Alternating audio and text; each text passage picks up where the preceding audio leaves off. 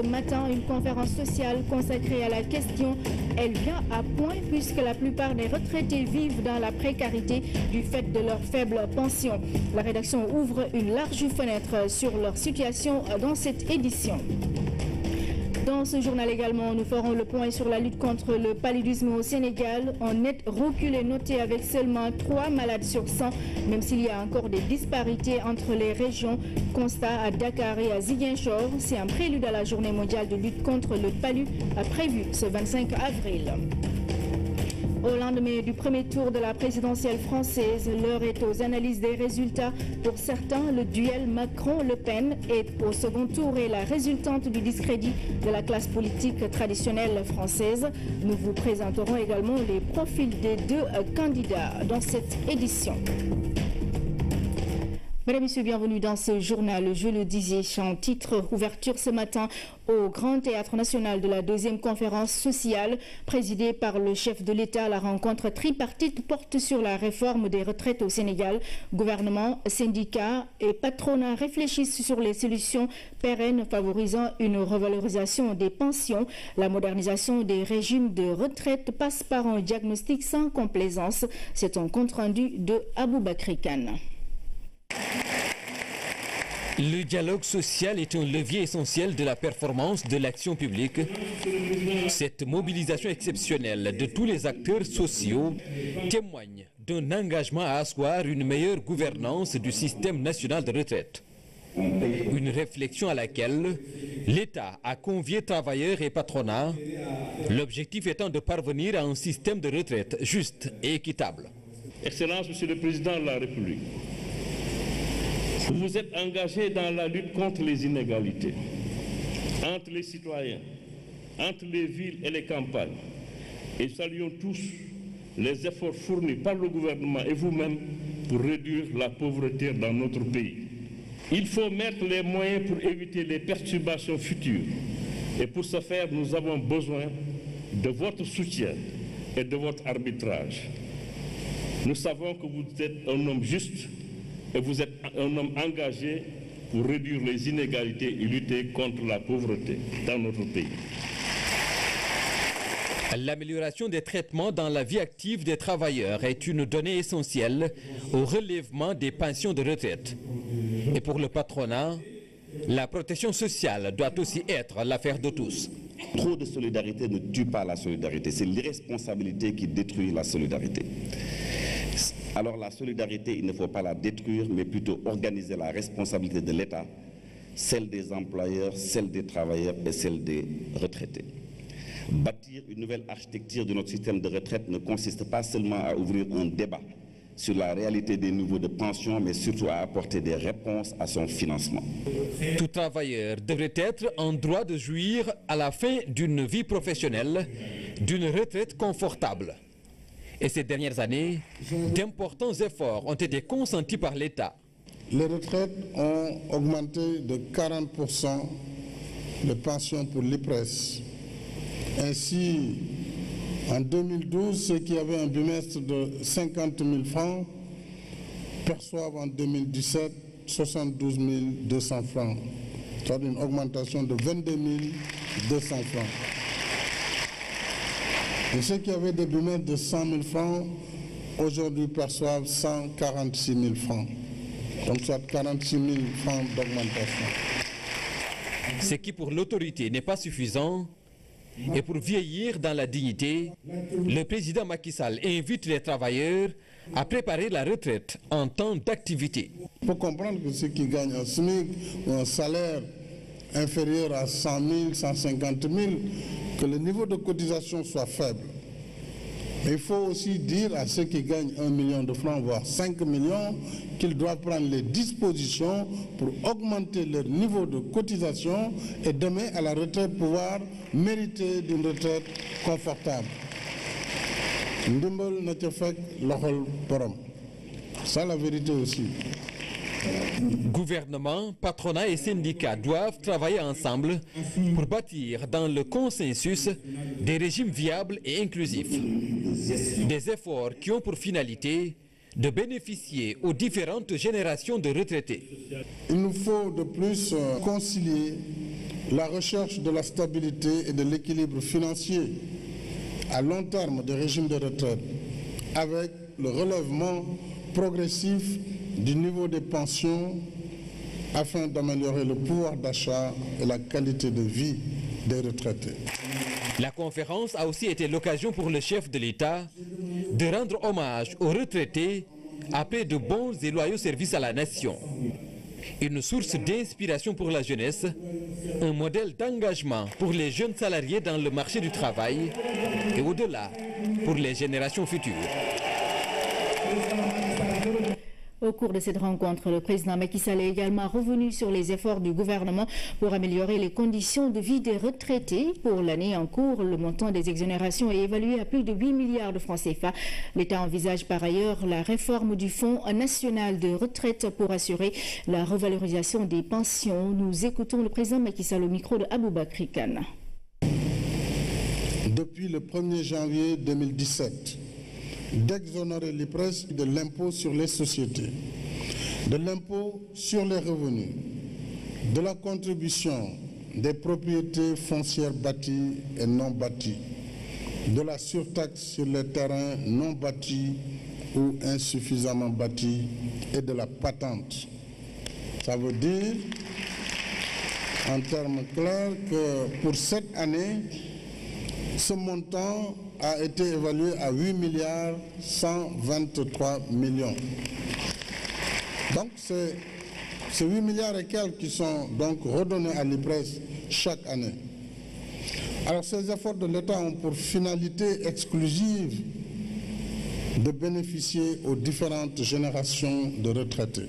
S'agissant du Fonds national de retraite, le FNR, il est envisagé une réforme dite paramétrique qui aura comme objectifs principaux d'assurer la viabilité financière et de revaloriser les pensions au niveau du FNR. À terme donc, nous sortirons le FNR du Trésor public pour en faire un fonds de pension et travailler vers une convergence pour avoir une seule et même caisse de retraite. Le président Macky Sall tient donc à la création d'une caisse unique de retraite. Il va également instaurer une pension minimale. Ces mesures et la réforme du système de retraite sont bien accueillies par les retraités, les employeurs et les employés.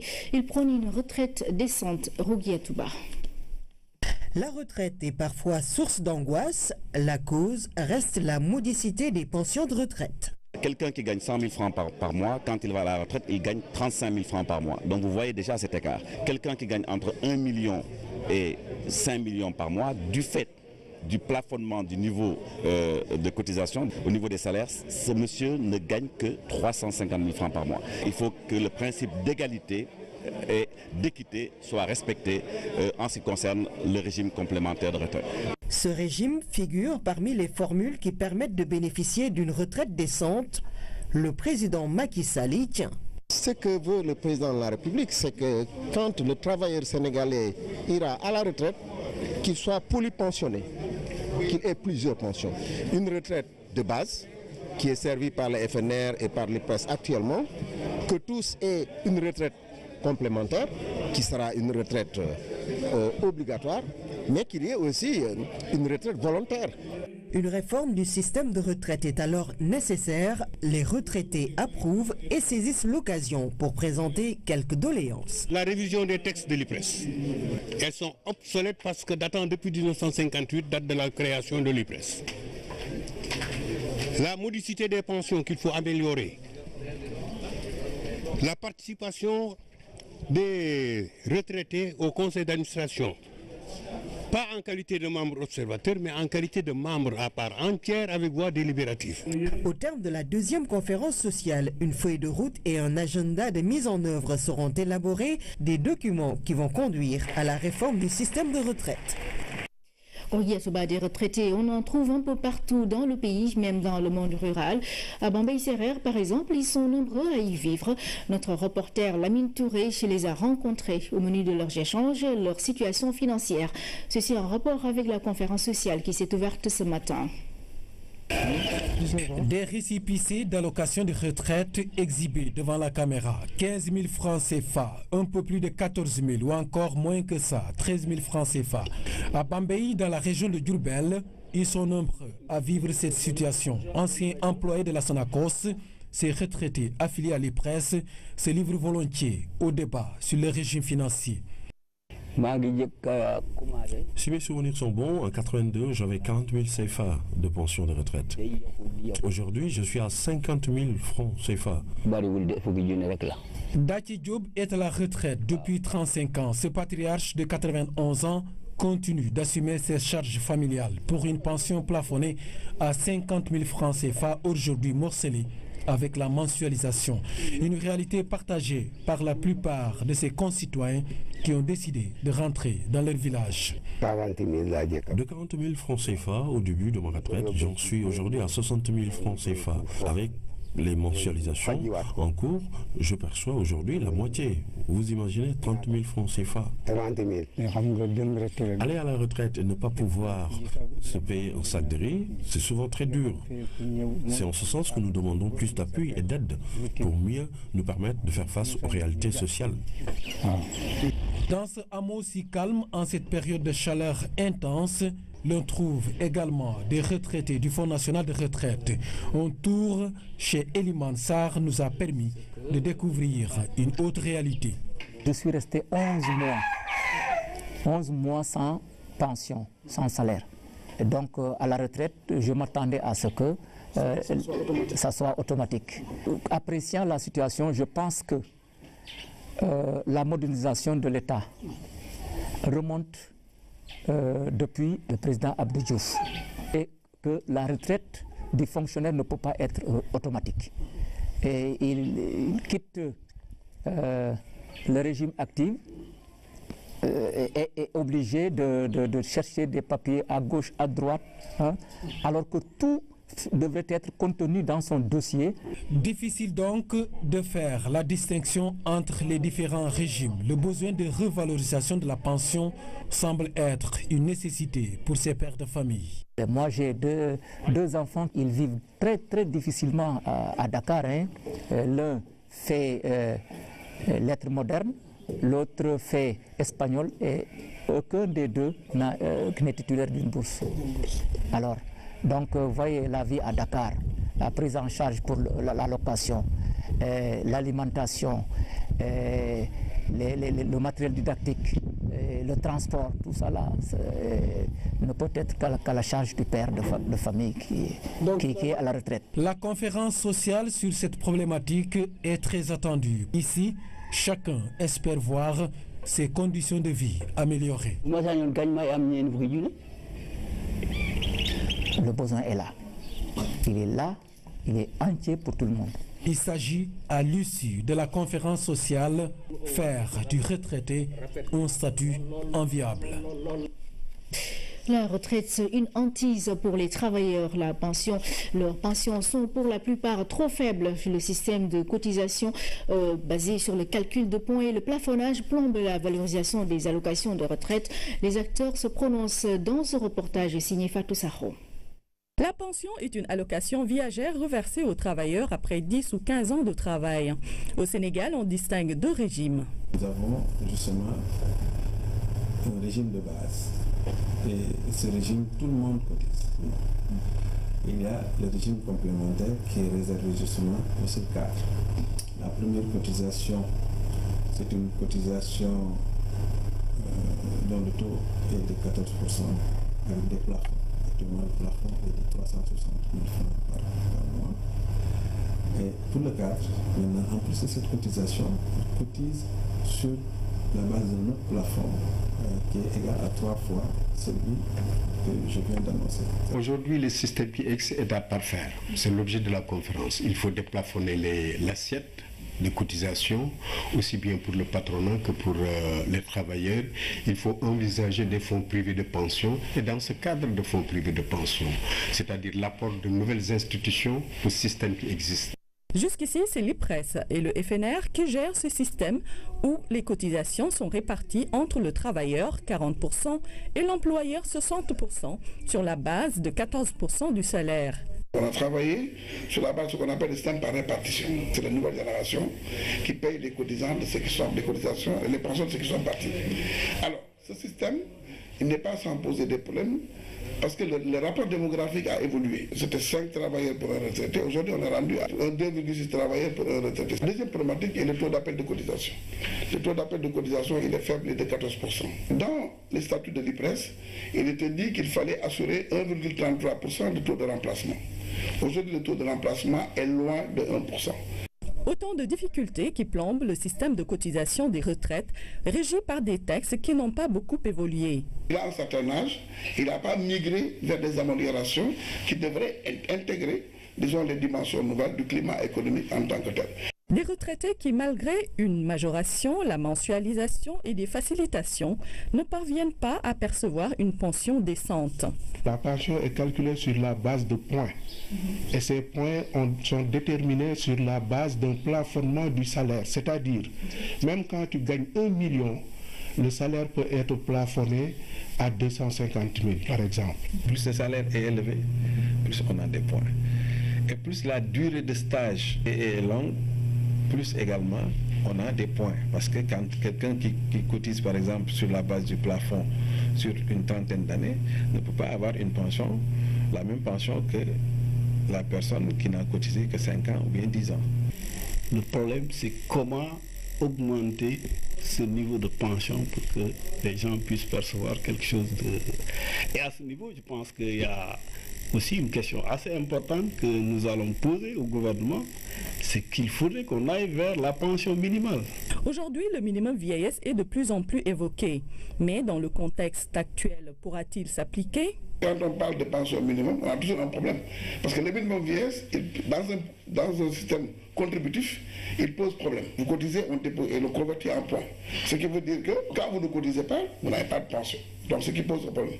Ou l'État assume et dit à travers des taxes qu'il instaure, donc il met en place un système où l'État, laissant le système continuer, donc le risque est grand de voir les pensions maintenues à leur niveau actuel.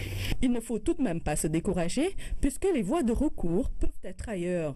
On peut agir sur l'âge, on peut agir sur le point de retraite, on peut agir sur le taux, mais les gens estiment que pour le moment le taux est bon. Mais on peut agir également sur le plafond du salaire, sur la cotisation. Sur la cotisation, bien sûr, parce que dès qu'on agit sur la cotisation, on agit automatiquement sur les droits. Le système par répartition, à mon avis, aujourd'hui, doit être revu. Parce qu'une pension de 10 000 francs est inadmissible. Il faut pousser la réflexion beaucoup plus loin pour prendre en compte toutes les personnes du troisième âge. Avec la conférence qui s'est ouverte ce lundi, des solutions définitives pourront certainement être trouvées pour un système de cotisation favorable à la revalorisation des pensions de retraite au Sénégal. Voilà ce qu'on pouvait dire sur la situation des retraités qui est au menu d'une conférence sociale en vue de réforme.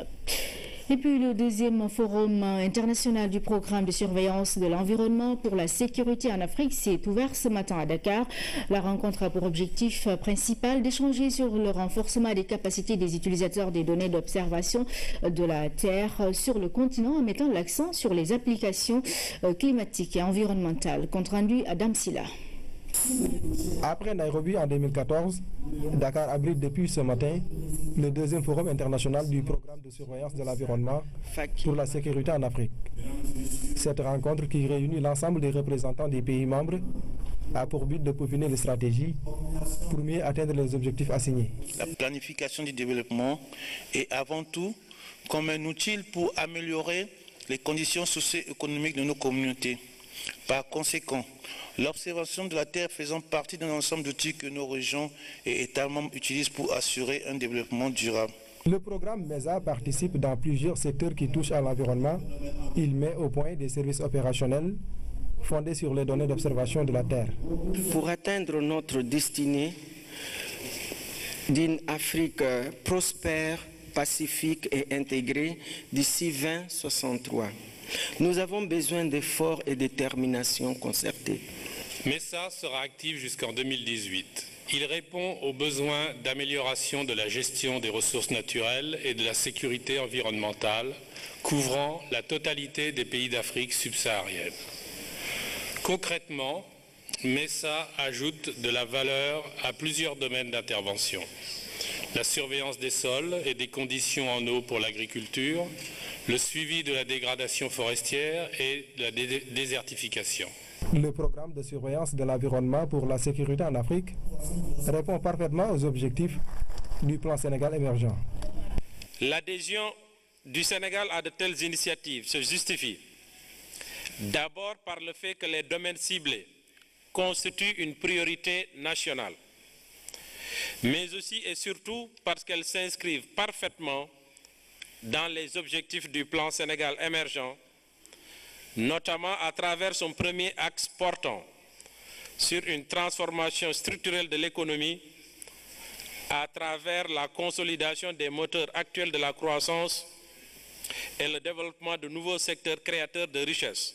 Le deuxième forum international du programme de surveillance de l'environnement pour la sécurité en Afrique va mettre l'accent sur les résultats obtenus, mais aussi dégager les perspectives. Après les ministères sectoriels et la société civile, c'est au tour des acteurs régionaux de la planification budgétaire d'être informés par le ministère de l'économie et des finances. L'information est axée sur le budget social et les finances publiques. C'est en partenariat avec l'UNICEF. Compte rendu Amadou Aramtiam. Ils sont 45 responsables des agences régionales de développement, de la planification et de la démographie à l'école du budget social. Dans un contexte de mise en œuvre du plan Sénégal émergent, un bon suivi du financement public est devenu plus que nécessaire. Le plan Sénégal émergent est en train d'être déroulé et on a aussi l'impression que c'est des infrastructures, des énergies qu'il faut produire, des routes, des autoroutes, des trains express régionaux. Mais au-delà de tout ça, je pense qu'il y a la question sociale, le visage humain qui est là. Et nous sommes aujourd'hui ici pour garantir à notre action vraiment ce caractère social. Pour cela, la Direction générale de la planification des politiques économiques juge opportun de mettre en place un observatoire dans l'optique de mieux suivre l'évolution des dépenses et investissements dans les secteurs sociaux. Nous attendons de ce séminaire d'abord que les acteurs qui sont là comprennent d'abord c'est quoi le budget social, c'est quoi les procédures budgétaires, mais aussi comment nous procédons à l'exécution du budget. Et tout cela pour arriver à utiliser les données que nous aurons consignées dans l'observatoire. L'observatoire de suivi du budget social va permettre ainsi aux décideurs et au public d'avoir une meilleure lecture des dépenses dans les secteurs sociaux. Au chapitre santé, l'édition 2017 de la Journée mondiale de lutte contre le paludisme sera célébrée chez Kaolack. Le coordonnateur du PNLP a fait face à la presse locale ce matin. L'occasion est saisie pour faire la situation de la maladie dans le pays. À Kaolack, des résultats satisfaisants ont été enregistrés depuis 2014. Au niveau local, toutes les dispositions sont prises pour un bon déroulement de l'activité. Compte rendu Claire Diop. En 2017, le Sénégal peut se targuer d'avoir fait des performances dans la lutte contre le paludisme. L'affirmation est du coordonnateur du PNLP en conférence de presse à Kaolack. Dr Omar Sarr est revenu sur les succès, défis et contraintes du programme. Aujourd'hui, les clignotants sont au vert. De 2014 à 2016, le taux de prévalence et d'incidence du paludisme a été réduit de façon drastique. Si vous prenez la morbidité proportionnelle, c'est-à-dire le nombre de malades, la proportion de malades dus au paludisme par rapport à la totalité des malades, le palu ne représente que 3%.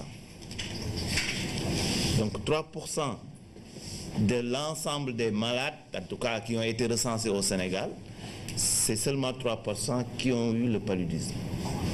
Et il y a de cela quelques années, nous étions allés jusqu'à 50%. Donc vous appréciez un peu les efforts qui ont été faits. Cette année, la Journée mondiale de la lutte contre le paludisme sera célébrée à Kaolack. Un choix pas fortuit vu les résultats de la région.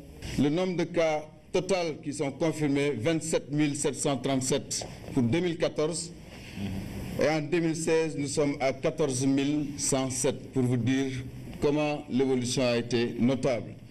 Pour les enfants de moins de 5 ans, de 3680 cas, on est passé à 1120 cas dans la région de Kaolack. Et dans la région, il y a des spécificités. Il y a parmi les 4 districts que nous avons, des districts où, malgré tous les efforts qui sont menés, la prévalence reste à des niveaux qui sont quand même très très élevés, notamment dans le district de Kaolack, qui, quand on a fait la classification, revient en tête avec le nombre de cas. La synergie des actions est prônée pour mener à bien le combat. L'appel est lancé. C'est un appel à toute la population à venir massivement assister à cette journée, parce que ce sera l'occasion également pour nous de faire de la sensibilisation, de distribuer également des moustiquaires. Donc c'est important, lancer un appel aux autorités locales, aux élus, le conseil départemental, à la mairie de Kaolack, lancer un appel également aux associations de femmes qui sont dans la région, qui sont très dynamiques, qui sont regroupées autour du cadre des femmes pour l'émergence de Kaolack. À travers des chiffres, l'utilisation des moustiquaires imprégnés a fait ses preuves. Le pays veut éradiquer cette pathologie d'ici à 2020. Et pour cette édition 2017 de la Journée mondiale de la lutte contre le paludisme, le thème est « En finir pour de bon avec le paludisme ». Nous avons senti une mobilisation. C'est la journée mondiale de lutte contre le paludisme. Toujours, on fait le point à Ziguinchor. La maladie est en net recul dans la région, même si la localité est toujours dans la liste rouge. Les autorités de la région du Sud ont adopté des stratégies pour arriver à bout de la maladie. Les autorités sanitaires appellent les populations à continuer le combat. Nous retrouvons ce reportage de Bachir Bar. À Ziguinchor, en 2016, 5000 cas de paludisme ont été signalés et pour le premier trimestre 2017, 217 cas sont notés. La maladie est en recul dans la zone, même si selon la carte sanitaire nationale, la région est dans la zone rouge. Ziguinchor, dans cette bande rouge aussi, présente des spécificités. Parce que depuis environ 4 à 5 ans, nous voyons nos incidences quand même chuter progressivement. Avant on parlait de 40% quand on n'utilisait pas les TDR, mais présentement on est autour de 1%. Les pics sont notés pendant 9 mois environ. La maladie est liée en quelque sorte à la pluviométrie. Si vous demandez, les premiers cas de palu commencent toujours entre le mois d'août et septembre et continuent jusqu'au mois de mars-avril pour s'arrêter avant de reprendre peut-être au mois d'août-septembre. Et donc c'est lié un peu à la pluviométrie. Des stratégies sont mises en œuvre et la surveillance est permanente. Les résultats suivent. Nous nous sommes inscrits dans ce qu'on appelle une surveillance hebdomadaire. Donc chaque semaine, l'ensemble des postes de santé collectent les données liées au cas de paludisme enregistré dans le district. On a maîtrisé le diagnostic du palu, donc avec le TDR, parfois même l'utilisation de la goutte épaisse. Le traitement est gratuit. Et donc ça veut dire que tout cas de palu est traité gratuitement. Une campagne de distribution de moustiquaires imprégnés a été faite. De nombreux ménages ont été touchés, mais il existe des poches de résistance. La région médicale appelle à plus de communication. Dans le cadre de cette lutte contre le paludisme, toujours au niveau national, la maladie est en net recul. Aujourd'hui, seuls 3 malades sur 100 ont le paludisme. Le PNLP travaille à obtenir 0 cas d'ici à l'horizon 2030. Ces efforts consentis se sentent dans les structures sanitaires moins envahies que d'habitude. On fait le point avec Aram Daoua.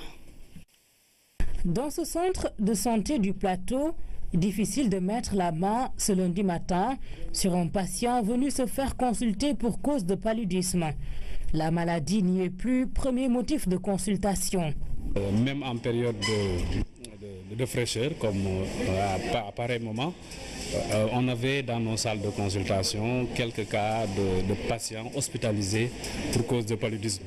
J'avoue que depuis tout le mois de mars, par exemple, et jusqu'au mois où nous sommes au mois d'avril, on n'a pas noté un seul cas de paludisme grave. Ce net recul constaté, nous dit-on, ces 3 dernières années est dû à un ensemble d'actions. C'est le TDR, par exemple, qui permet de diagnostiquer le paludisme. Et ce TDR-là est gratuit, mais également les médicaments pour la prise en charge du palu sont également gratuits. La sensibilisation n'a pas fait défaut. Conseil et on accompagne la femme en état de grossesse. On donne gratuitement les moustiquaires imprégnés. En plus de ça, durant la grossesse, du début de la grossesse, enfin on commence à partir de 16 semaines, ou dès que son enfant commence à bouger, on l'accompagne avec les comprimés, ce qu'on appelle la sulfadoxine primétamine. On l'accompagne avec ça. Il y a même des relais que nous avons reçus ces derniers temps. Ils nous ont sensibilisés sur les moustiquaires à mettre, les eaux stagnantes à éviter et l'urgence de se consulter en cas de fièvre. Même son de cloche au SAMU municipal, la régression de la prévalence du paludisme met tout le monde d'accord. Ils font beaucoup d'efforts, déjà pour la distribution des moustiquaires imprégnés, et aussi les enfants dans les hôpitaux, ils ne payent plus. Donc déjà, c'est un plus. Depuis que nous utilisons les moustiquaires, nos enfants ne souffrent plus du paludisme comme avant. Ça a vraiment régressé. Les médecins s'en félicitent et appellent à redoubler de vigilance.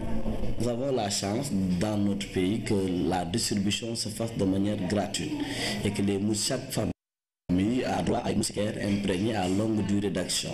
Donc le conseil qu'on peut donner, c'est de se rapprocher des structures sanitaires et de faire tout pour se procurer une moustiquaire imprégnée à longue durée d'action.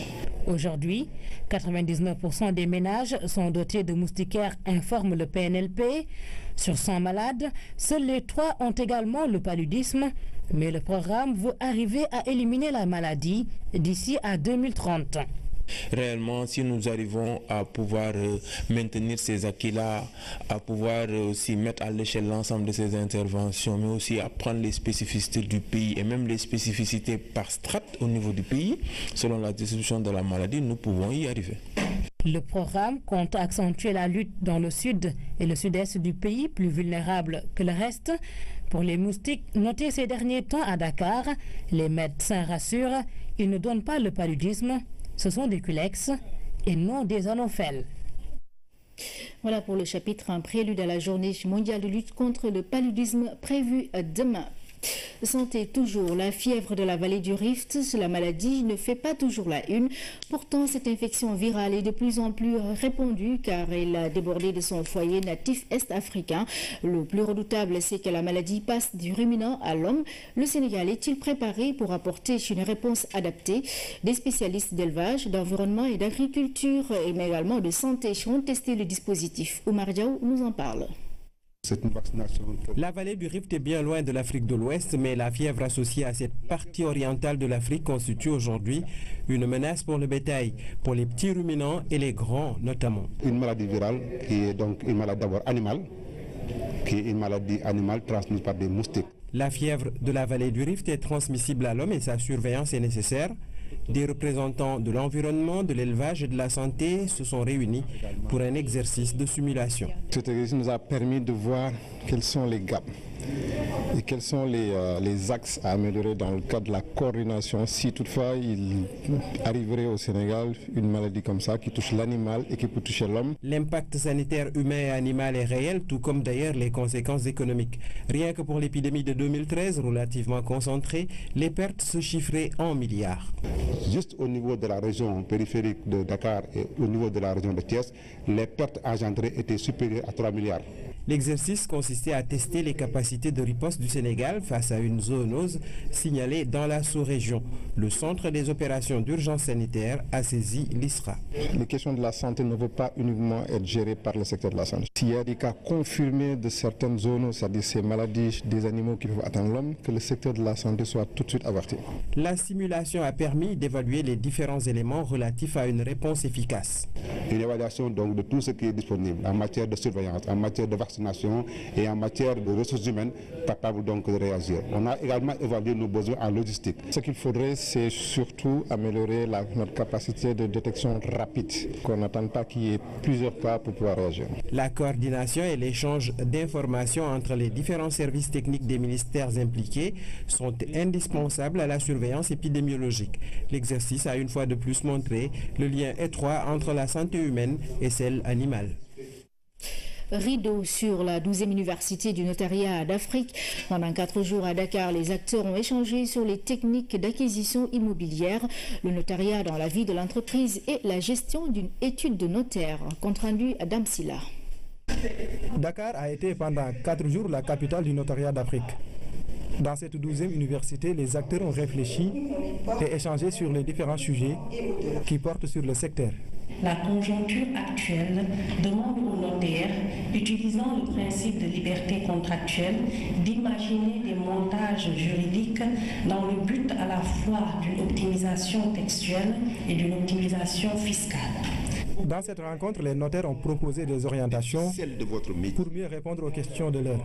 Ceci était pour nous un signal, ceci était pour nous une réponse d'un engouement des jeunes notaires et des notaires pour participer, pour parfaire, pour améliorer, pour approfondir leurs connaissances en matière notariale.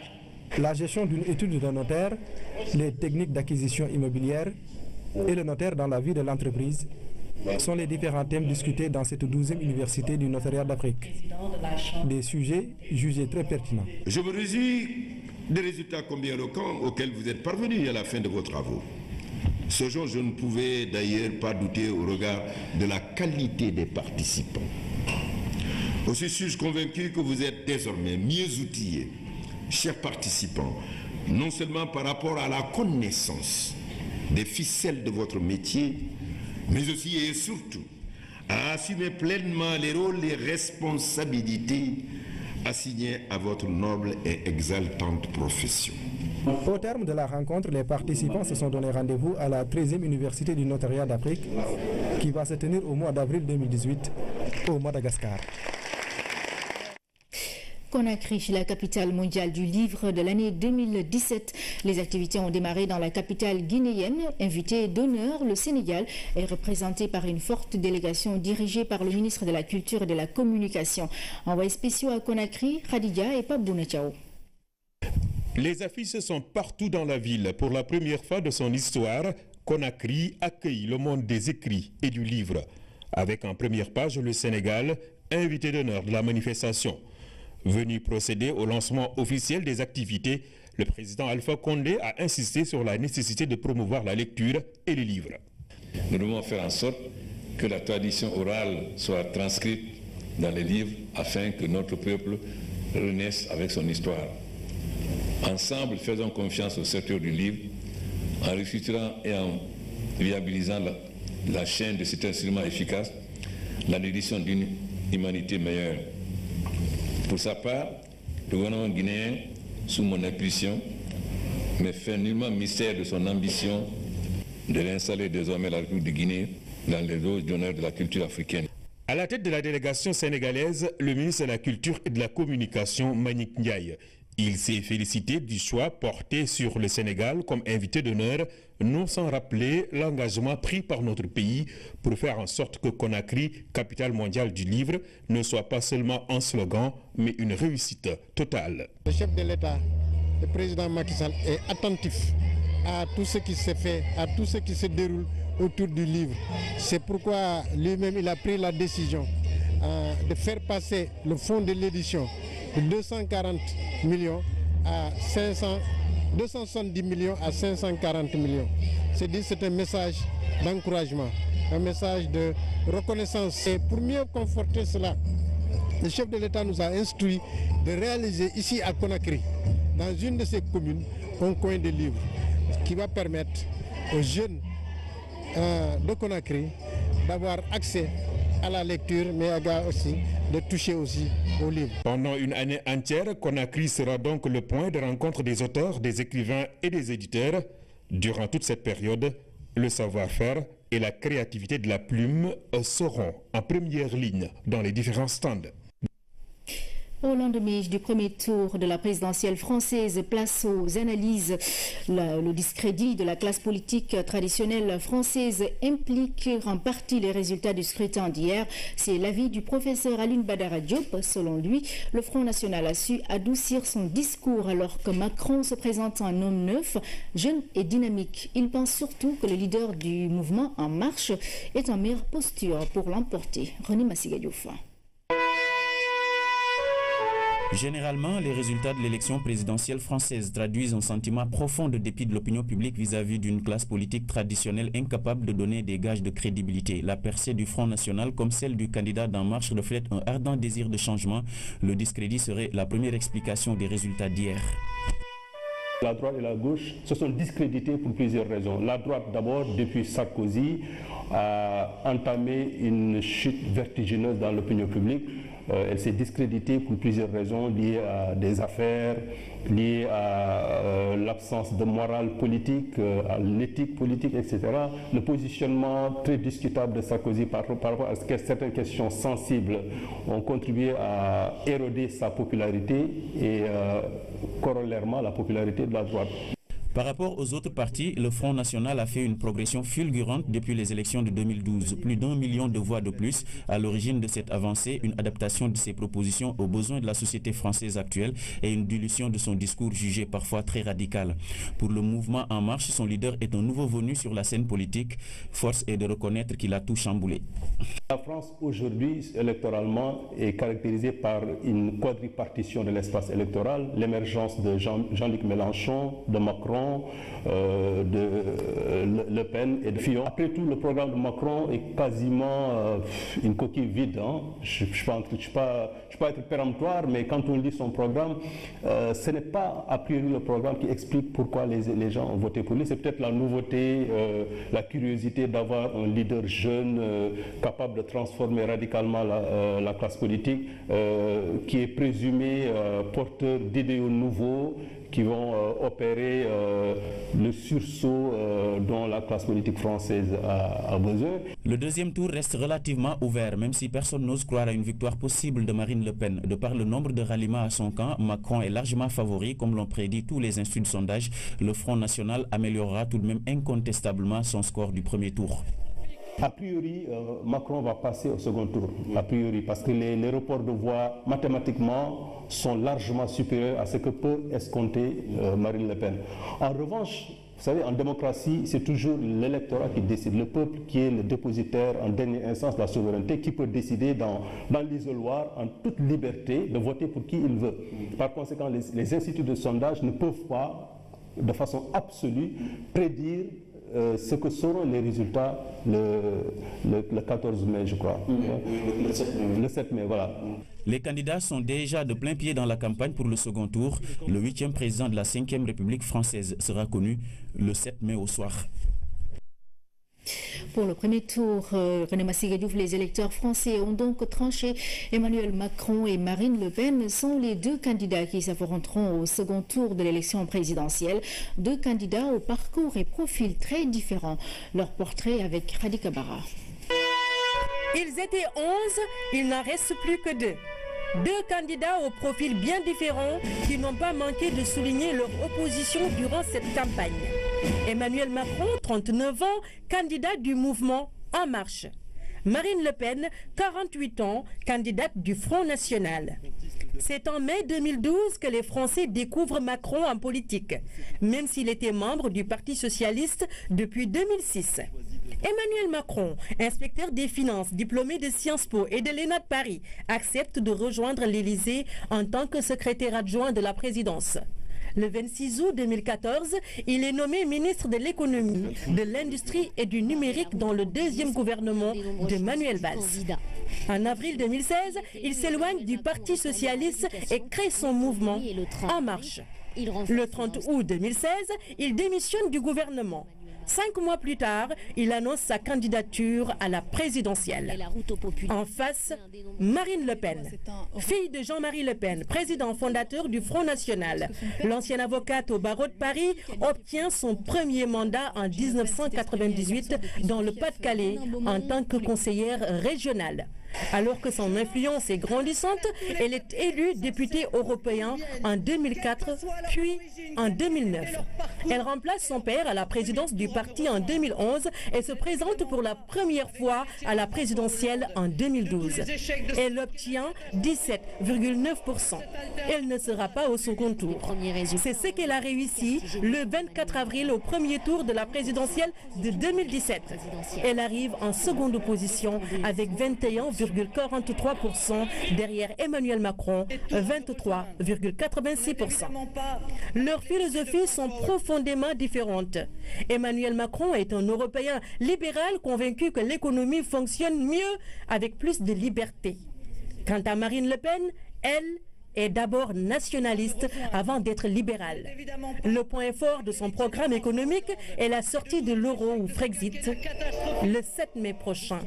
Emmanuel Macron affrontera la candidate de l'extrême droite, Marine Le Pen, lors du second tour de la présidentielle française. Tous les deux se proposent de faire de la politique autrement. Le premier parle de renouveau et l'autre de changement du système. Un système gauche-droite vieux de plus de 30 ans que les Français ont sévèrement sanctionné dimanche. Retour chez nous, anticipé sur d'éventuelles menaces terroristes au Sénégal. Gouverneurs et préfets sont renforcés en gestion de crises majeures, notamment celles liées au terrorisme. La Direction générale de l'administration territoriale a initié cette formation pour leur permettre de maîtriser les situations de crise et leur évolution. Compte rendu Fanta Badji. Le Sénégal n'est pas à l'abri de la menace terroriste compte tenu de l'environnement international et sous-régional marqué par des attentats.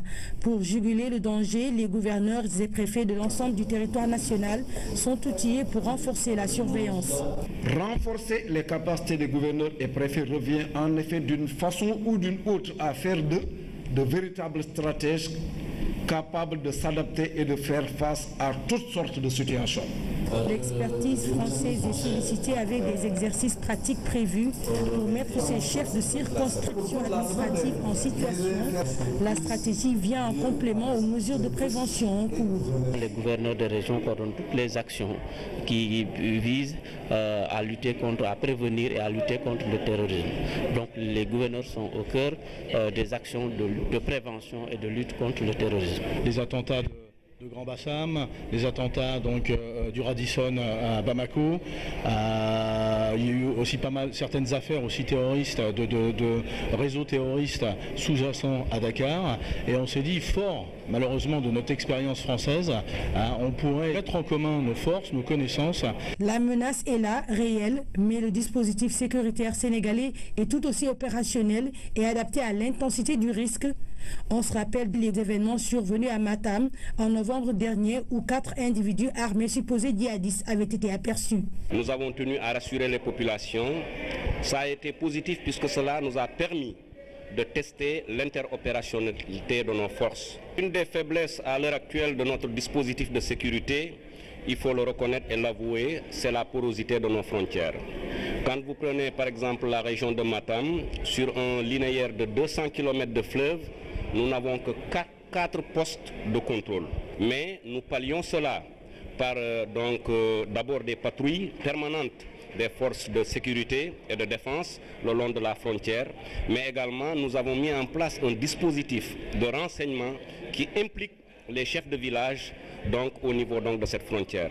Avec une communication permanente avec le gouverneur, nous sommes informés en temps réel de l'essentiel des mouvements de personnes que nous ne connaissons pas et que nous ne maîtrisons pas. Au sortir de cette formation, ces gouverneurs et préfets seront davantage en mesure de maîtriser les situations de crise et de révolution, de piloter l'ensemble des actions du dispositif opérationnel de communication et de prendre les décisions appropriées pour la sécurité des populations.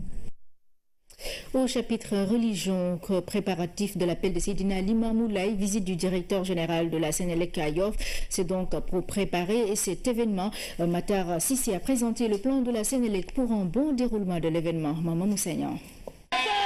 C'est devenu une tradition. À chaque veille de célébration de l'appel, la direction générale de Sénélec vient rendre visite au calife des Layènes et sa famille. C'est d'ailleurs toute la famille réunie qui a réservé un accueil chaleureux au DG de la Sénélec et à sa délégation. Une marque de confiance pour la communauté laïenne à qui la Sénélec a toujours garanti une bonne distribution de l'électricité lors de cet événement religieux. Cette année encore, Sénélec s'est engagé dans ce sens. Mieux des améliorations seront faites dans les différents sites pour une mise à disposition ininterrompue de l'électricité. C'est une obligation professionnelle pour nous de veiller à ce que cet appel de Seydina l'imam laïc sera célébré le jeudi prochain, avant et après, que les pèlerins puissent arriver dans les meilleures conditions en termes et vivre dans les meilleures conditions en termes de fourniture d'électricité, qu'il y ait le moyen de désagrément possible lié à la fourniture de l'électricité. Le DG de la Sénélec a également présenté les projets de sa société à l'assistance, souhaitait un soutien des chefs religieux à travers des prières pour leur concrétisation. Nous avons profité pour prier et demander des prières pour nos autorités, pour notre ministre, pour le président de la République, pour nous-mêmes et pour tous les agents de Sénélec et leurs familles. Toutes les dispositions ont été prises, nous ont rassuré nos services pour que l'événement se déroule sans problème particulier. Au nom du Khalif, son porte-parole a remercié le DG de la Sénélec pour sa disponibilité. La Sénélec a déjà démarré la révision de ses installations dans les sites. Le personnel est mobilisé pour un appel sans difficulté lié à l'énergie électrique. La communauté mouride célèbre ce jour la naissance de Serigne Fallou Mbacké, deuxième khalife des mourides de 1945 en 1968. L'homme était connu pour avoir consacré toute sa vie au parachèvement des travaux de la grande mosquée de Touba. Serigne Fallou a fondé plusieurs villages. Son legs est bien entretenu. Habibou Mbaye.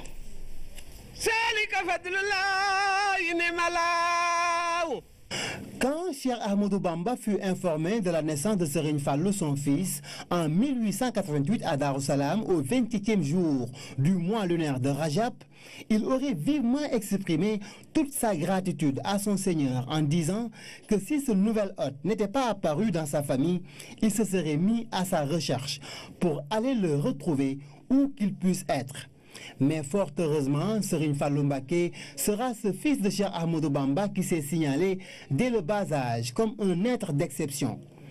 La naissance de ce fils de Sokhna Awa Bousso a une signification pleine de miséricorde, parce que coïncidant avec le voyage nocturne Al-Isra et l'ascension vers le ciel, ou Al-Miraj, du prophète Mohammed, paix et salut sur lui, en compagnie de Seydina Djibril, alayhi salatu wassalam, ou l'ange Gabriel. Voyage nocturne au terme duquel le prophète Mohammed ramènera le rituel des 5 prières fondamentales de l'islam. C'est avec une aisance surprenante que Serigne Fallou se consacrera à l'apprentissage du Saint-Coran à l'âge de 8 ans, sous la férule de Serigne Dame Abdourahmane Lo. C'est auprès de son oncle paternel, Serigne Mame Mor Diarra, qu'il va apprendre la théologie. Quant aux sciences religieuses, c'est son vénéré père qui s'en chargera à son retour d'exil. Serigne Fallou considérait Serigne Touba non seulement comme un père, mais aussi un maître, avec une soumission sans faille. Cela s'est confirmé lorsque Cheikh Ahmadou Bamba s'adressait à ses disciples en ces termes, je le cite, « Je ne suis ni le père, ni le frère, encore moins l'oncle d'aucun d'entre vous. Je suis une créature vouée au service exclusif de Dieu et de son prophète. » Et Serigne Fallou de répondre, « Je vous vends mon rang de fils pour acquérir la gloire d'être votre talibé, disciple. » C'est ainsi que de 1945 à 1968, Serigne Fallou s'est engagé corps et âme dans la poursuite des travaux de la grande mosquée de Touba. Il aura l'insigne honneur de procéder à son inauguration le 7 juin 1963 et d'y diriger la première prière. Le fondateur des villages de Nindi, Touba Bogo Alieu, était crédité du don de Dieu de voir se réaliser toutes les prières qu'il formulait, en atteste son surnom de Borom Naam Mouam. Et cette proximité avec son Seigneur faisait de lui un être trop sollicité par les disciples, les autorités politiques et religieuses de son époque. Le Magal de Kazu Rajab, célébré chaque année à Touba, et l'affluence des disciples témoigne de la dimension spirituelle de Serigne Fallou Mbacké. En sport, la première journée du championnat national de triathlon s'est tenue au Cap Skirring. Antendiaï de Wakam et Mamadou Ndoye Diop de Yoff ont été sacrés. Cette première édition est marquée par la présence d'athlètes gambiens. Un bilan satisfaisant est tiré à l'issue de cette première journée. Les temps forts avec Abdoulaziz Ban. Ils sont près de 24 athlètes à prendre part à cette première journée du triathlon au Cap Skirring. Au menu, 750 mètres à la nage, 20 km à vélo et 5 km de course à pied. Au final, ils sont 2 à être sacrés. C'est l'expérience qui gagne parce que à un moment, je me suis dit que je ne suis pas au top de mon niveau, donc il faut que je calque pour pouvoir terminer première. Donc ce qui m'a permis de remporter la course. J'ai vu qu'une compétition qui était dure, mais quand même, heureusement, je me suis bien débrouillée, je me suis bien sortie et je suis très content parce que c'est la première fois que je participe ici à Casamance, plus précisément à Kasukiri. Ça a été très difficile avec la chaleur. Nous avons couru avec la chaleur et la course était très longue, mais heureusement, ça s'est bien passé. Cette édition a eu un cachet particulier, surtout avec la participation d'athlètes de la Gambie, une participation magnifiée. Nous sommes vraiment contents de prendre part à cette journée. Ça consolide les liens entre nos pays. Nous allons nous inspirer de nos homologues sénégalais. Cette première journée entre surtout dans le cadre des préparatifs des championnats d'Afrique de triathlon prévus à Tunis, mais également de montrer les merveilles du Cap Skirring. Le bilan est satisfaisant. C'est une satisfaction, vraiment à tous égards, du point de vue sportif comme du point de vue mobilisation. Je pense que les populations de Cap Skirring, les autorités, n'est-ce pas, de l'arrondissement, tous ont été à notre disposition pour cette organisation. Venir découvrir donc la région naturelle de la Casamance à travers ce concept donc de triathlon, surtout dans le sud. Cette initiative-là également nous permettra de faire justement la promotion autour donc, de l'activité sportive de la station balnéaire donc, du Cap Skirring. Féliciter le comité d'organisation et leur dire qu'Inch'Allah Rabbi, l'année prochaine, il faudrait qu'on essaie de voir comment est-ce qu'on peut impliquer toutes les couches. Après le Cap Skirring, rendez-vous est pris au mois de juillet pour la deuxième journée du championnat de triathlon qui va se tenir à Dakar. Voilà, ici se referme cette édition, mesdames et messieurs. Merci à vous de l'avoir suivi. Très bonne soirée sur la RT100.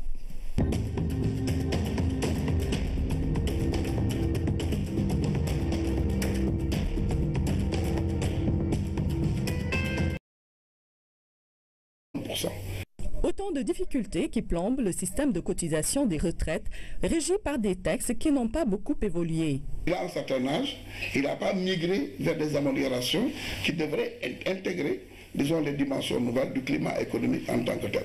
Des retraités qui, malgré une majoration, la mensualisation et des facilitations, ne parviennent pas à percevoir une pension décente. La pension est calculée sur la base de points. Et ces points sont déterminés sur la base d'un plafonnement du salaire. C'est-à-dire, même quand tu gagnes 1 million, le salaire peut être plafonné à 250 000, par exemple. Plus le salaire est élevé, plus on a des points.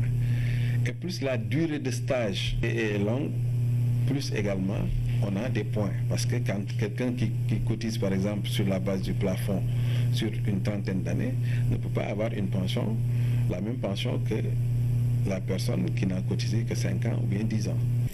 Le problème, c'est comment augmenter ce niveau de pension pour que les gens puissent percevoir quelque chose de... Et à ce niveau, je pense qu'il y a aussi une question assez importante que nous allons poser au gouvernement, c'est qu'il faudrait qu'on aille vers la pension minimale. Aujourd'hui, le minimum vieillesse est de plus en plus évoqué. Mais dans le contexte actuel, pourra-t-il s'appliquer? Quand on parle de pension minimum, on a toujours un problème. Parce que le minimum vieillesse, dans un système contributif, il pose problème. Vous cotisez, on dépose et le convertit en points. Ce qui veut dire que quand vous ne cotisez pas, vous n'avez pas de pension. Donc ce qui pose un problème. Ou l'État assume et dit à travers des taxes qu'il instaure, donc il met en place un système où l'État, laissant le système continuer, donc le risque est grand de voir les pensions maintenues à leur niveau actuel. Il ne faut tout de même pas se décourager puisque les voies de recours peuvent être ailleurs. on peut agir sur l'âge, on peut agir sur le point de retraite, on peut agir sur le taux, mais les gens estiment que pour le moment le taux est bon, mais on peut agir également sur le plafond du salaire sur la cotisation. Sur la cotisation, bien sûr, parce que dès qu'on agit sur la cotisation, on agit automatiquement sur les droits. Le système par répartition, à mon avis, aujourd'hui, doit être revu. Parce qu'une pension de 10 000 francs est inadmissible. Il faut pousser la réflexion beaucoup plus loin pour prendre en compte toutes les personnes du troisième âge. Avec la conférence qui s'est ouverte ce lundi, des solutions définitives pourront certainement être trouvées pour un système de cotisation favorable à la revalorisation des pensions de retraite au Sénégal. Voilà ce qu'on pouvait dire sur la situation des retraités qui est au menu d'une conférence sociale en vue de réforme. Et puis le deuxième forum international du programme de surveillance de l'environnement pour la sécurité en Afrique s'est ouvert ce matin à Dakar.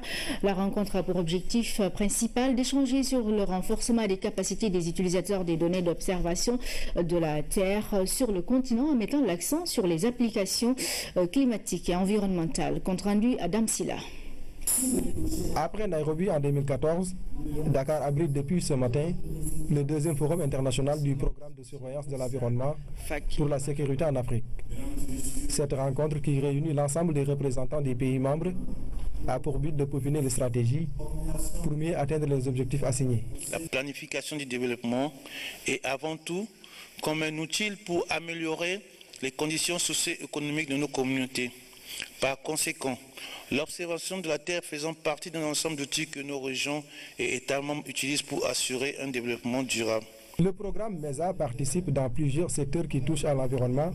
Il met au point des services opérationnels fondés sur les données d'observation de la Terre. Pour atteindre notre destinée d'une Afrique prospère, pacifique et intégrée d'ici 2063, nous avons besoin d'efforts et de détermination concertée. MESA sera actif jusqu'en 2018. Il répond aux besoins d'amélioration de la gestion des ressources naturelles et de la sécurité environnementale, couvrant la totalité des pays d'Afrique subsaharienne. Concrètement, MESA ajoute de la valeur à plusieurs domaines d'intervention.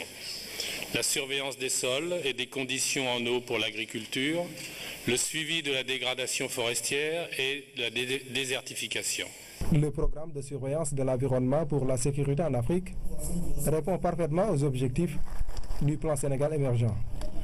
L'adhésion du Sénégal à de telles initiatives se justifie d'abord par le fait que les domaines ciblés constituent une priorité nationale, mais aussi et surtout parce qu'elles s'inscrivent parfaitement dans les objectifs du plan Sénégal émergent.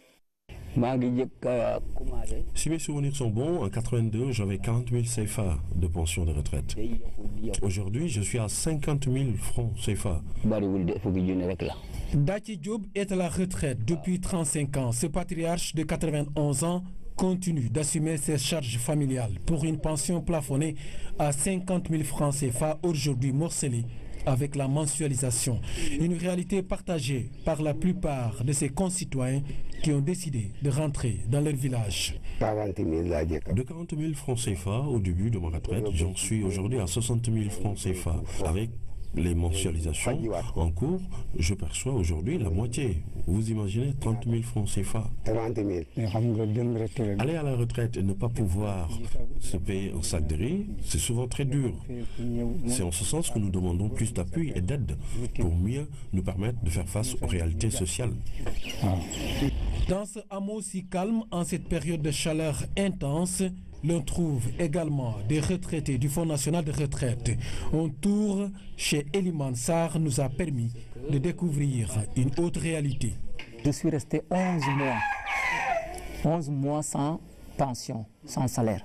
Et donc à la retraite, je m'attendais à ce que ça soit automatique.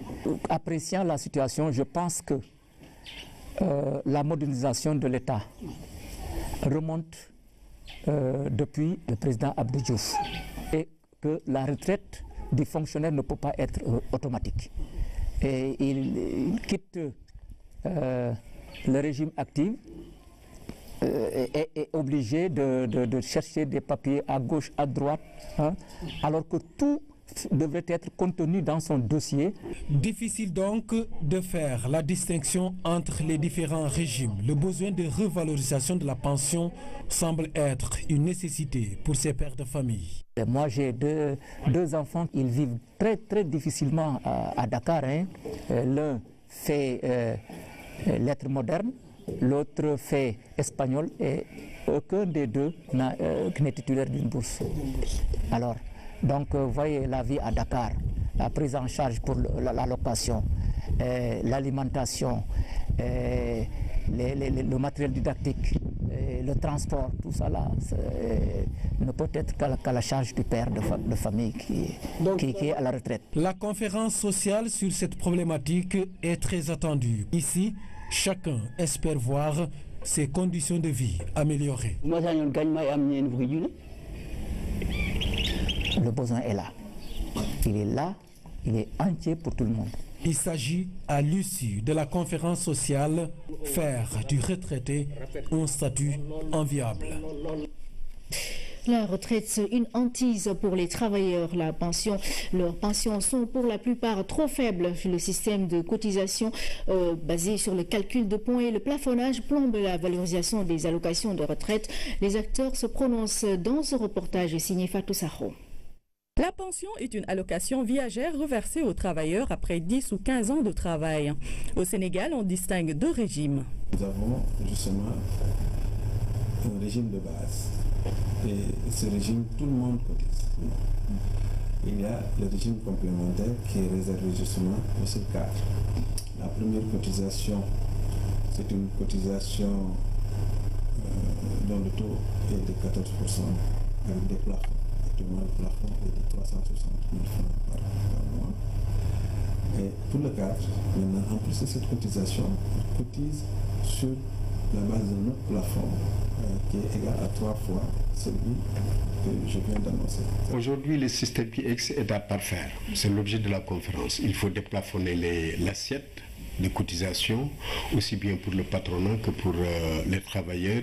Il faut envisager des fonds privés de pension et dans ce cadre de fonds privés de pension, c'est-à-dire l'apport de nouvelles institutions au système qui existe.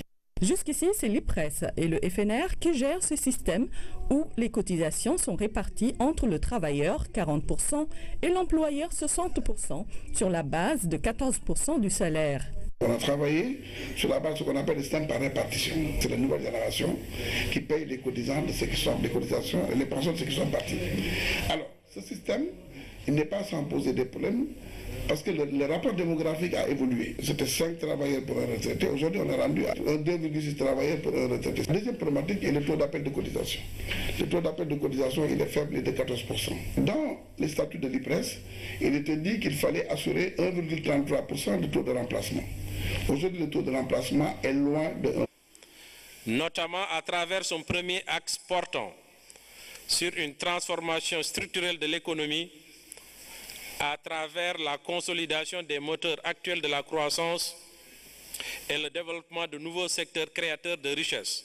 Le deuxième forum international du programme de surveillance de l'environnement pour la sécurité en Afrique va mettre l'accent sur les résultats obtenus, mais aussi dégager les perspectives.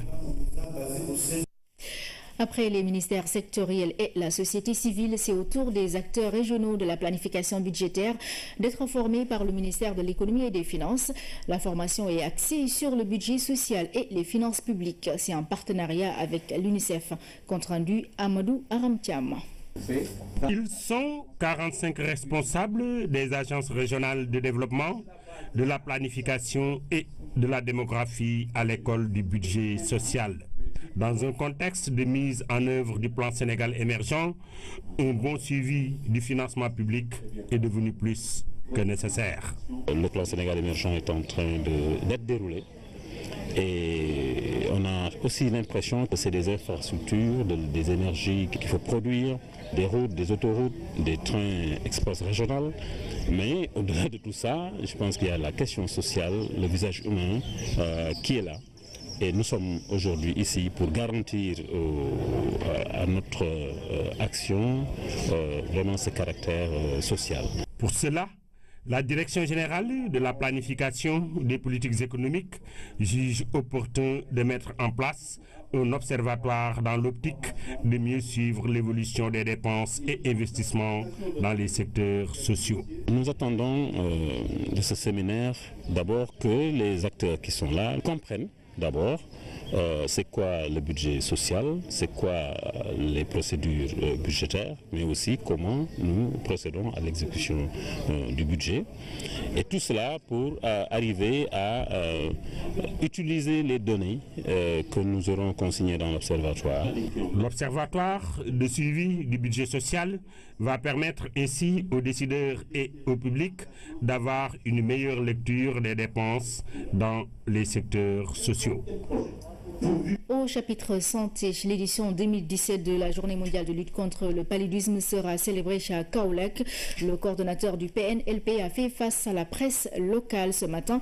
L'occasion est saisie pour faire la situation de la maladie dans le pays. À Kaolack, des résultats satisfaisants ont été enregistrés depuis 2014. Au niveau local, toutes les dispositions sont prises pour un bon déroulement de l'activité. Compte rendu Claire Diop. En 2017, le Sénégal peut se targuer d'avoir fait des performances dans la lutte contre le paludisme. L'affirmation est du coordonnateur du PNLP en conférence de presse à Kaolack. Dr Omar Sarr est revenu sur les succès, défis et contraintes du programme. Aujourd'hui, les clignotants sont au vert.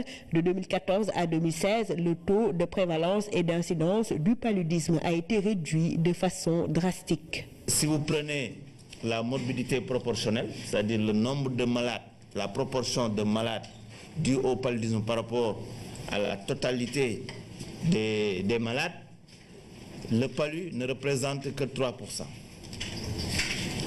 Donc 3% de l'ensemble des malades, en tout cas qui ont été recensés au Sénégal, c'est seulement 3% qui ont eu le paludisme. Et il y a de cela quelques années, nous étions allés jusqu'à 50%.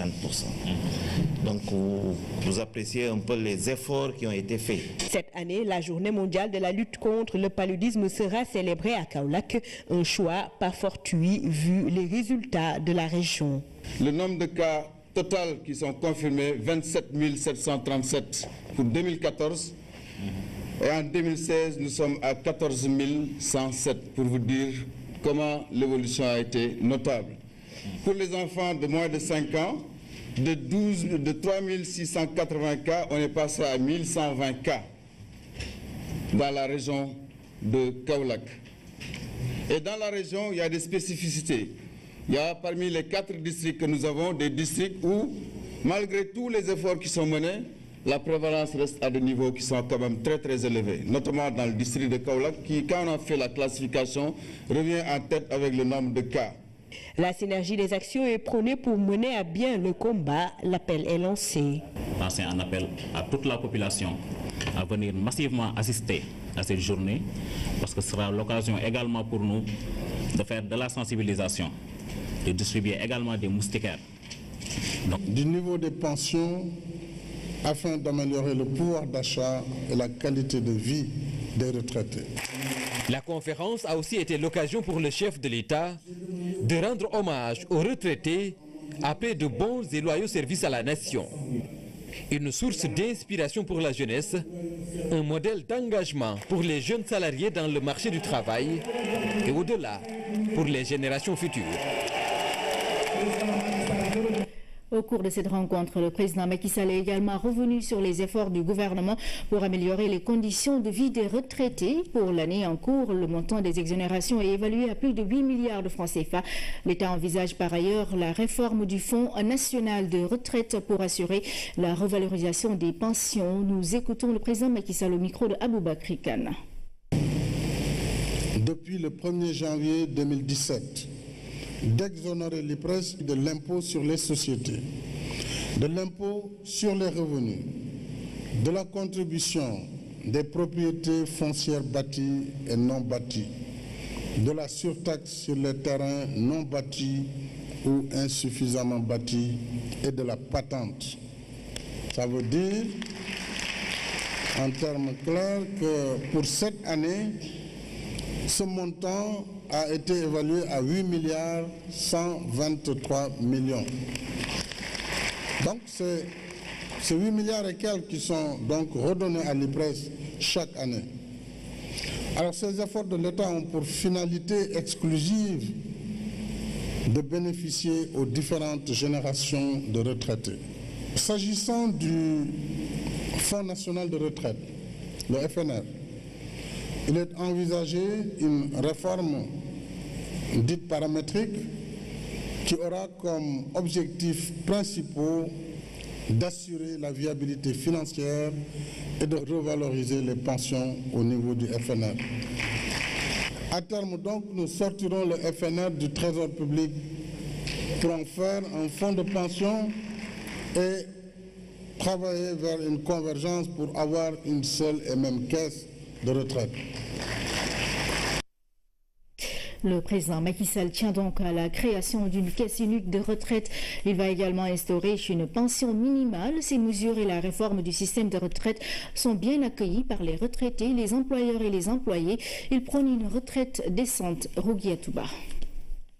La retraite est parfois source d'angoisse. La cause reste la modicité des pensions de retraite. Quelqu'un qui gagne 100 000 francs par mois, quand il va à la retraite, il gagne 35 000 francs par mois. Donc vous voyez déjà cet écart. Quelqu'un qui gagne entre 1 million et 5 millions par mois, du fait du plafonnement du niveau de cotisation au niveau des salaires, ce monsieur ne gagne que 350 000 francs par mois. Il faut que le principe d'égalité et d'équité soit respecté en ce qui concerne le régime complémentaire de retraite.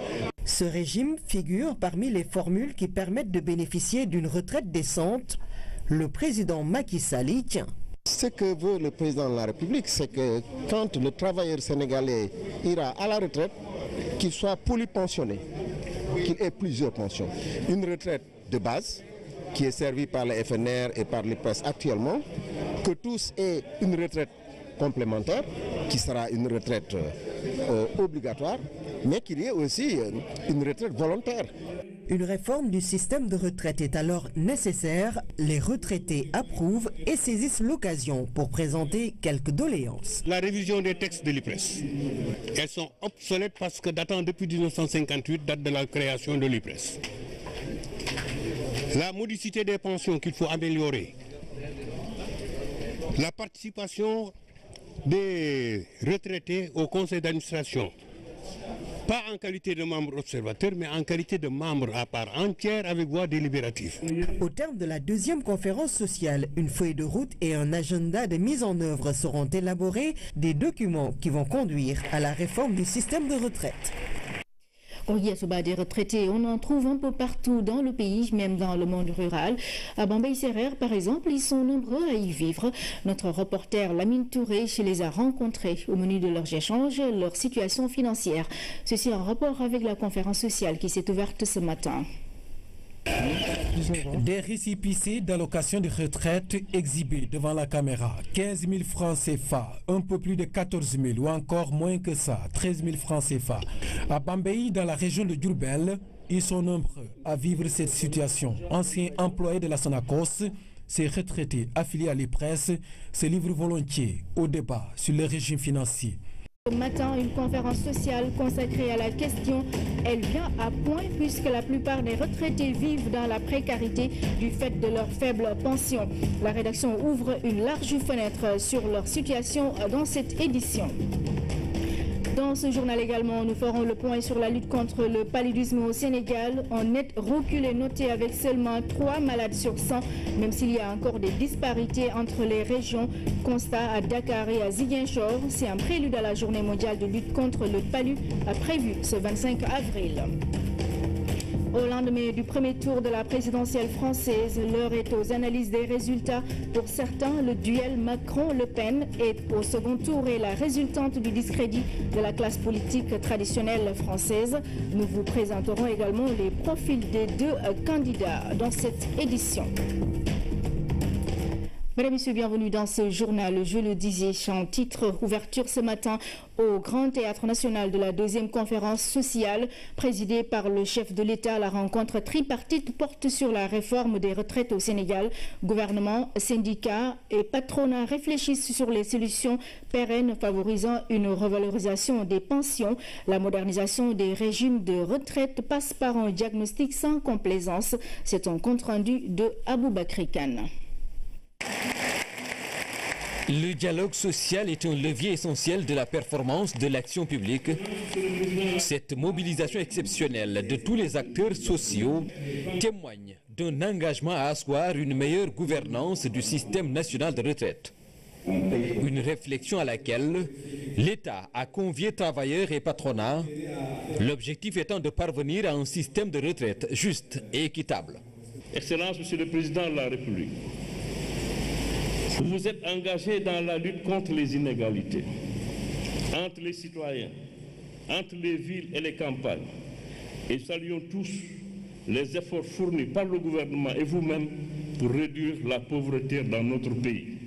Il faut mettre les moyens pour éviter les perturbations futures. Et pour ce faire, nous avons besoin de votre soutien et de votre arbitrage. Nous savons que vous êtes un homme juste et vous êtes un homme engagé pour réduire les inégalités et lutter contre la pauvreté dans notre pays. L'amélioration des traitements dans la vie active des travailleurs est une donnée essentielle au relèvement des pensions de retraite. Et pour le patronat, la protection sociale doit aussi être l'affaire de tous. Trop de solidarité ne tue pas la solidarité, c'est l'irresponsabilité qui détruit la solidarité. Alors la solidarité, il ne faut pas la détruire, mais plutôt organiser la responsabilité de l'État, celle des employeurs, celle des travailleurs et celle des retraités. Bâtir une nouvelle architecture de notre système de retraite ne consiste pas seulement à ouvrir un débat sur la réalité des niveaux de pension, mais surtout à apporter des réponses à son financement. Tout travailleur devrait être en droit de jouir à la fin d'une vie professionnelle d'une retraite confortable. Et ces dernières années, d'importants efforts ont été consentis par l'État. Les retraites ont augmenté de 40% les pensions pour l'IPRES. Ainsi, en 2012, ceux qui avaient un bimestre de 50 000 francs perçoivent en 2017 72 200 francs, soit une augmentation de 22 200 francs. Et ceux qui avaient des bimestres de 100 000 francs, aujourd'hui perçoivent 146 000 francs. Donc soit 46 000 francs d'augmentation. Ce qui pour l'autorité n'est pas suffisant, et pour vieillir dans la dignité, le président Macky Sall invite les travailleurs à préparer la retraite en temps d'activité. Il faut comprendre que ceux qui gagnent un SMIC ou un salaire inférieur à 100 000, 150 000, que le niveau de cotisation soit faible. Mais il faut aussi dire à ceux qui gagnent 1 million de francs, voire 5 millions, qu'ils doivent prendre les dispositions pour augmenter leur niveau de cotisation et demain à la retraite pouvoir mériter d'une retraite confortable. Ndimbal na ca fekk loxol borom. C'est la vérité aussi. Gouvernement, patronat et syndicats doivent travailler ensemble pour bâtir dans le consensus des régimes viables et inclusifs. Des efforts qui ont pour finalité de bénéficier aux différentes générations de retraités. Il nous faut de plus concilier la recherche de la stabilité et de l'équilibre financier à long terme des régimes de retraite avec le relèvement progressif